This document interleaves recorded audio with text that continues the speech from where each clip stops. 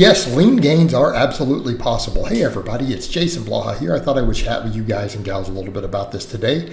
And again, this is one of those topics where historically I have not always held this viewpoint. It's an observation from keeping up with current research, coaching for years. It's been an observation of mine, and again, comparing notes with other coaches and great experts and other people. They've all kind of pointed out, yeah, look, this is actually true, particularly for your drug-free lifters, like your natural people. It is just simply not necessary to bulk and gain significant weight in order to gain nearly maximal muscle growth. It's just not, unless they are ultra lean already. And the reason for this, and we need to understand this, is simply because as long as we are getting sufficient food and protein and calories to build the new tissue, the amount of new muscle tissue that we can build in a day or a week or a month is way smaller than people realize.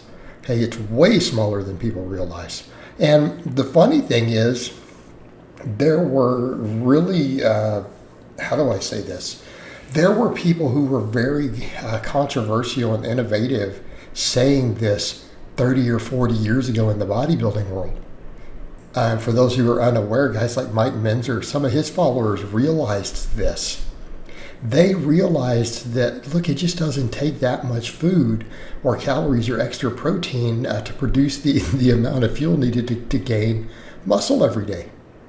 And I think Menzer or someone had said at one time, it takes something like 3 bites of an apple over your normal food intake, like your maintenance, to get enough extra protein. You know, there's 2 or 3 grams of extra protein in there and, whatever, 50 calories. And before people chime in and say, that's ludicrous, that's ridiculous. But that's kind of what we're finding in bigger studies now that are measuring this stuff with sophisticated equipment in the lab, isn't it? Right? That is what they're finding.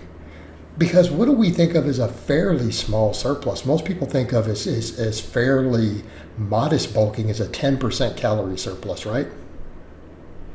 Okay, that's been compared with a 3%, and they found the only difference was that the 10% gains more fat. They don't even gain more muscle. People then go, but that's only like 300 extra calories. Yeah, and that's what they're finding in some of the studies, is that when you add 300 extra calories over maintenance, you gain mostly fat. You don't gain that much muscle, and it's no more muscle than if you eat just a hair above maintenance. Hey, that is what has been found looking at studies. And this is what guys like Menzer were even trying to say in the 80s. He was back saying, guys, it just doesn't take that much extra food. It just doesn't. And that's what we find the same thing with protein. Protein overfeeding is useful for fat loss. There's not really any muscle growth. Okay, and we want to be clear on that. When you start exceeding about 1.5 grams per kilogram of body weight, so for someone like me, that's 150 grams of protein.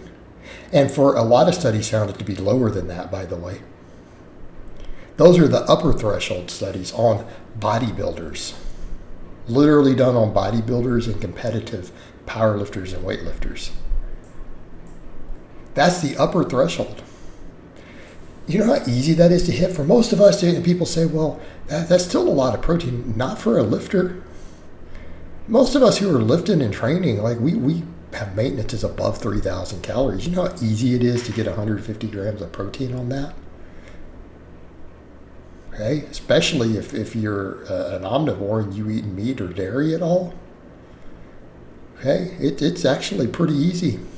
So that's kind of the point with all of that. It just doesn't take that much. And it's because muscle growth is slow. You're not gaining, huge amounts of muscle every day. People will say things like, well, but you think about the calories found in a pound of muscle tissue. It's a lot of calories. Yeah, it's about 1,400 calories. Okay. If you were to go add up the calorie value and energy value of a pound of muscle, it's about 1,400 calories. What it would produce on the meters that measure it, like a calorie burn device. Okay? But how fast can you gain a pound of muscle? Novice lifters are about the only people who can gain a full pound of muscle a month. But even then, even assuming we could all do that, a full pound of muscle every month, well, what's the calorie accumulation of that? It's very small. 1,400 divided by 30 days. Okay, that is a very, very small number. We're talking like less than 50 calories.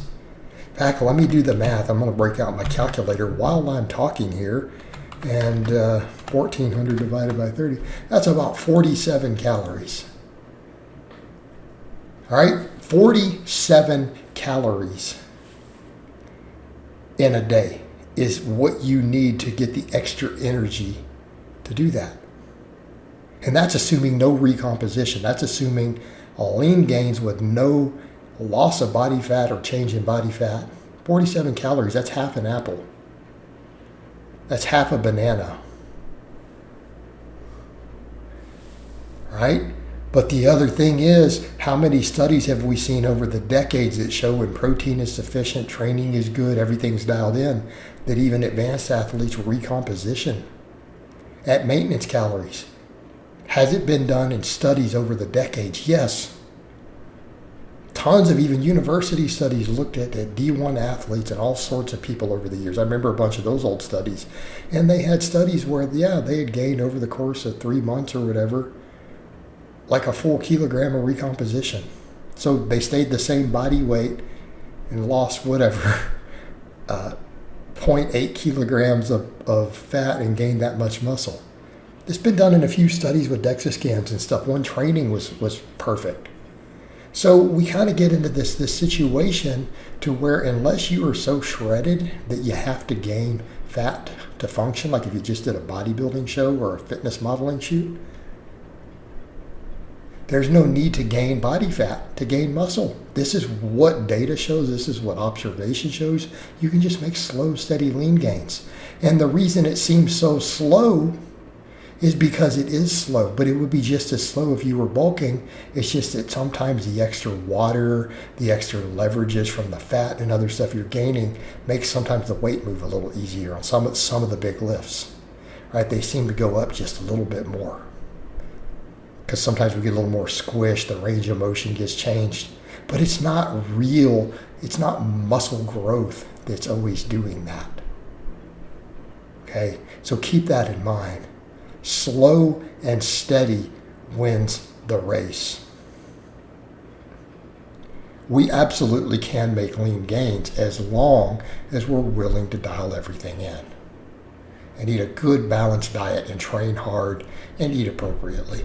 All right, guys, but that's really all I have to say on that today. I hope it's been informative, and I'll talk to you guys and gals next time.